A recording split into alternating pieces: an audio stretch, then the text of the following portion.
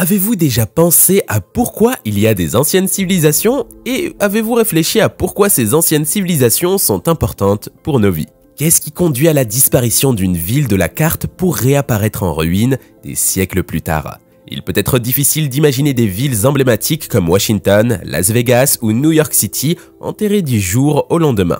Cependant, ce phénomène s'est déroulé dans de nombreuses villes tout au long de l'histoire, et les scientifiques contemporains déterrent actuellement ces trésors cachés, dénouant des mystères anciens. Dans cette vidéo, nous plongeons dans le monde intrigant des anciennes cités découvertes par les scientifiques, explorant les énigmes dissimulées dans ces sites historiques qui ont le potentiel de remodeler notre compréhension du passé. Pour commencer notre voyage, Mesa Verde nous attire avec ses anciennes habitations troglodytiques, nous invitant à découvrir les mystères troublants que le temps a dissimulés dans son étreinte rocheuse.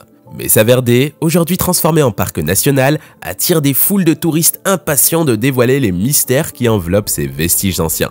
Nichée aux États-Unis, la région de Mesa Verde s'étend sur 207 km² et a produit un étonnant ensemble de 5000 artefacts archéologiques, dont 600 maisons troglodytiques. Le site, classé au patrimoine mondial de l'UNESCO, tire son nom de sa topographie unique. Il se trouve au sommet d'une mesa, une table ou un plateau élevé de terre. Préparez-vous à une ascension difficile alors que nous nous lançons dans un voyage pour découvrir la beauté et le mystère des habitations troglodytiques de Mesa Verde, construites vers 1100 après Jésus-Christ. Au cœur de l'intrigue se trouve une énigme significative. Pourquoi les Puebloans, les habitants de la région, ont-ils émergé dans les canyons ? Parmi ces habitations se dresse Spruce Tree House, érigé en 1210 comme un immeuble de Puebloan, avec 130 pièces pouvant accueillir de 6 à 80 personnes. La préservation remarquable des rochers défie la croyance, compte tenu de leur âge. En progressant davantage, les kivas, des chambres souterraines qui servaient autrefois de point focal pour les rassemblements politiques et religieux de la communauté, sont désormais ouvertes au public. Mesa Verde a vu le départ des Puebloans il y a 7 siècles, restant caché jusqu'aux années 1880 lorsque des cow-boys à la recherche d'animaux perdus ont découvert les habitations troglodytiques, insufflant une nouvelle vie à l'existence depuis longtemps oubliée de cette ancienne cité. Le compte à rebours s'intensifie avec Göbekli Tepe, une merveille archéologique qui précède l'histoire connue. Ces symboles cryptiques et ces structures monumentales repoussent les limites de ce que nous pensions possible dans notre passé ancien.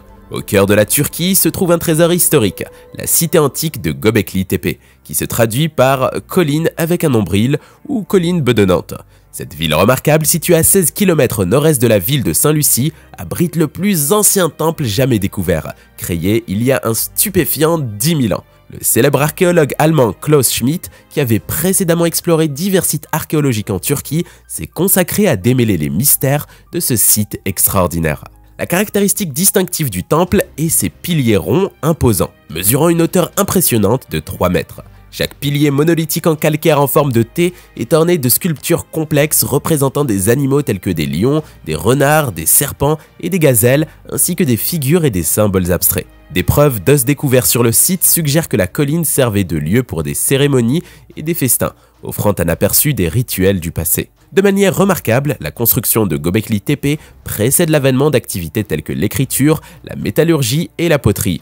Les chasseurs-cueilleurs, responsables de cette merveille architecturale, ont accompli quelque chose de vraiment impressionnant.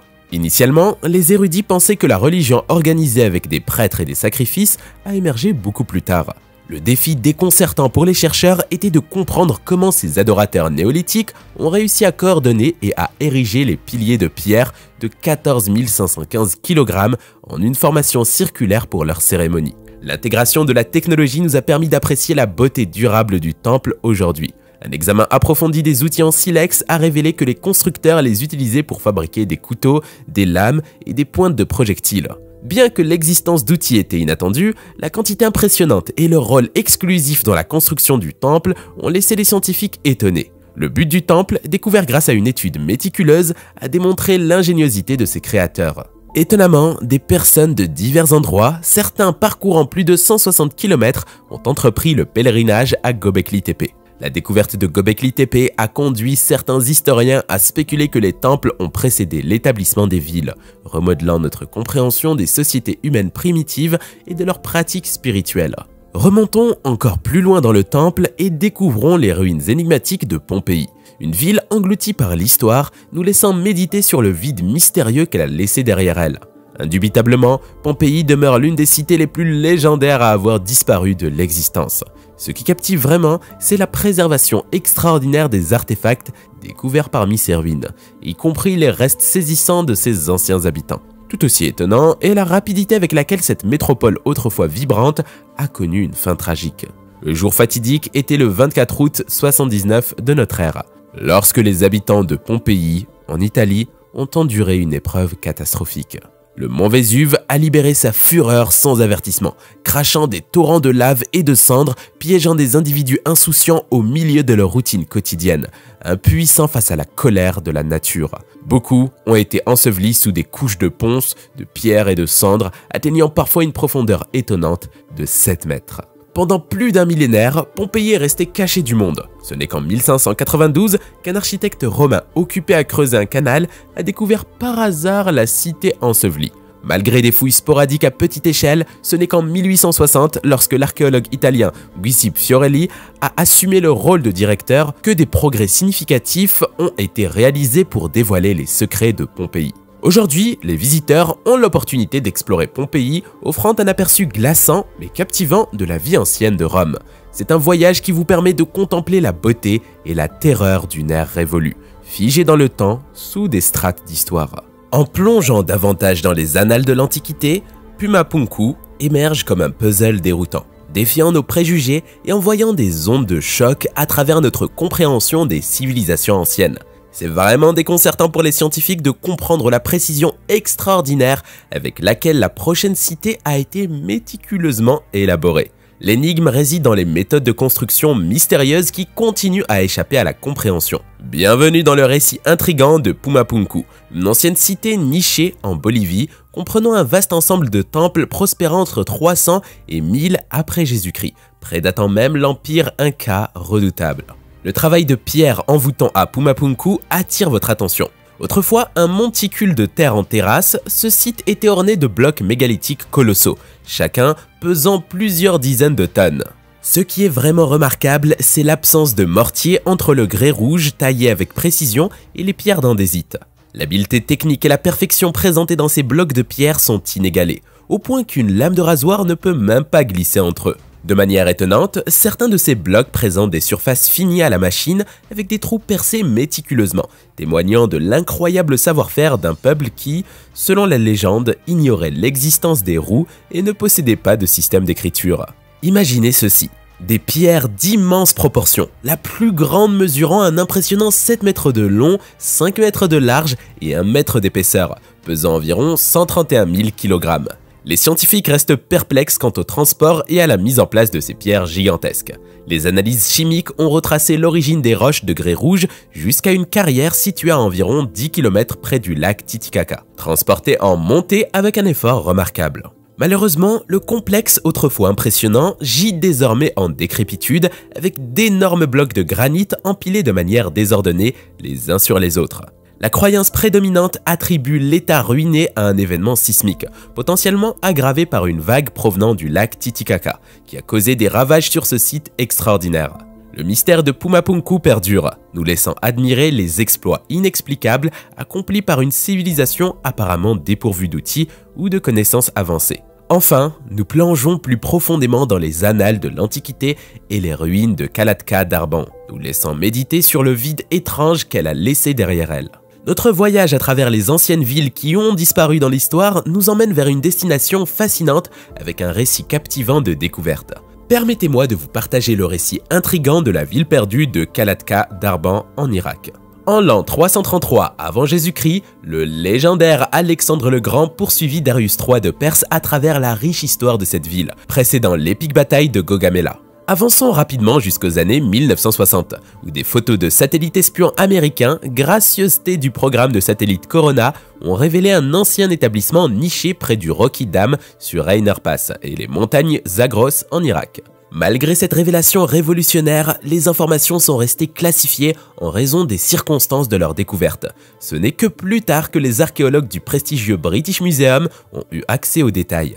Les images aériennes subséquentes de la région ont montré de grands blocs de calcaire et des traces de structures substantielles sous le sol, renforçant leur conclusion. Cependant, les troubles dans la région ont empêché une exploration immédiate du site. Une fois la situation améliorée, les archéologues du British Museum n'ont pas perdu de temps pour entreprendre un voyage afin d'excaver les vestiges de la ville ancienne.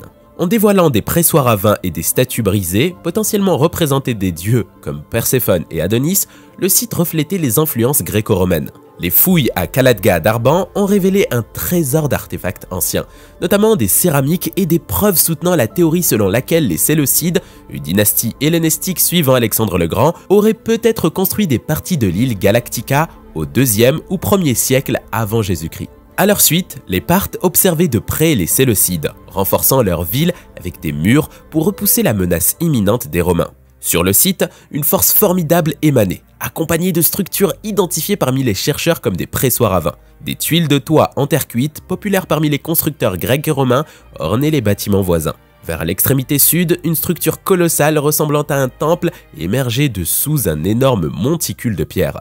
À l'intérieur de ce sanctuaire ancien, les archéologues ont découvert des statues brisées ressemblant à des dieux grecs, l'homme nu représentant probablement Adonis et la femme assise représentant peut-être Perséphone, la déesse contrainte d'épouser Hadès, seigneur des enfers. Étonnamment, à proximité, une ville encore plus ancienne est apparue lors des fouilles. Le château, sur le deuxième site, probablement datant de l'époque des Assyriens ou 2400 avant Jésus-Christ à 650 avant Jésus-Christ, vantait des murs d'une épaisseur stupéfiante de 6 mètres. Ces fortifications imposantes étaient probablement une mesure stratégique pour les Assyriens afin de réguler le passage à travers le col. De manière remarquable, un site d'inhumation de magnitude similaire a produit une pièce parthe et une inscription proclamant « Roi des rois, bienfaiteur, le juste, le manifeste, ami des Grecs ». On pense que ce monarque a affronté l'armée romaine dirigée par Crassus à Cauhaï de 54 à 53 avant Jésus-Christ, marquant un autre chapitre dans la riche histoire de Calatga d'Arban. Et vous, qu'en pensez-vous ? Dites-le nous dans l'espace des commentaires et avant de se quitter, n'oubliez pas de vous inscrire à notre newsletter pour rester à l'affût des dernières découvertes. Chaque semaine, nous partageons avec vous les dernières découvertes en sciences, espace et technologie directement dans votre boîte mail. C'est simple, rapide et c'est le meilleur moyen de ne rien manquer des avancées qui façonnent notre monde. Le lien est dans la description. Merci et à très bientôt sur une prochaine vidéo.